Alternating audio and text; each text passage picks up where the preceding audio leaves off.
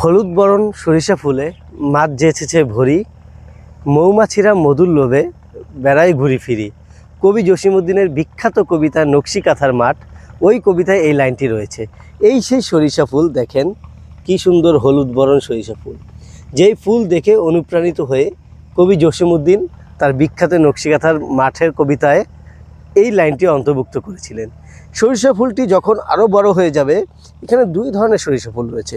কিছু সরিষা ফুল রয়েছে যেটা পুরোপুরি হলুদ না, একটু সাদা। আর এই সরিষা ফুল থেকে এই যে দানার মতো দেখতে পাচ্ছেন, এটা হচ্ছে সরিষা। এইখানে যে বীজটা থাকে, যেই বীজটা মেশিনে পিষে তেল তৈরি করা হয়, যেই তেলটা আমরা সবাই চিনি, বিখ্যাত সরিষা তেল, যার ঝাঁজ গন্ধে এক কথায় অপূর্ব। এই সরিষা, এখানে ফুলটা হচ্ছে শুকিয়ে গিয়েছে। ফুলটা যখন এই মাথা থেকে শুকিয়ে যায়, তখন এই যে দানার মতো হয়ে যায়, এই সেই দানা। সরিষা ফুলটা যখন এই মাথা থেকে শুকিয়ে যায়, তখন এই যে সরিষার যেগুলো আসল দানা, সেগুলো এখানে মোটা হতে থাকে। এক সময় এটা পুরোটা হলুদ হয়ে যাবে।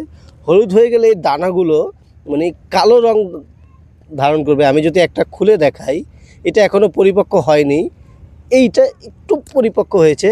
এটা যদি আমি আপনাদেরকে খুলে দেখাই, এই যে দানাগুলো দেখতেছেন, এইগুলো হচ্ছে মূলত সরিষা। এই সরিষাগুলোই শুকিয়ে, রোদে শুকিয়ে, তারপর মেশিনে পিষে আসল সরিষার, খাঁটি সরিষার তেল তৈরি করা হয়। যেই সরিষা তেলের ঝাঁজ গন্ধ এক কথায় অপূর্ব। বাজারে যে নকল সরিষার তেল পাওয়া যায় সেটা না, একদম আসল সরিষা। এইখান থেকে ঘানিতে ভাঙিয়ে কিভাবে তৈরি করা হয়, আমি আপনাদেরকে পর্যায়ক্রমে সেই ভিডিওটা দেখাবো।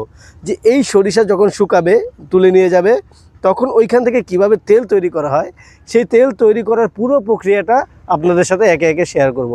আপনারা লাইক, কমেন্ট এবং শেয়ার করে কৃষি ক্যানভাসের সাথেই থাকবেন।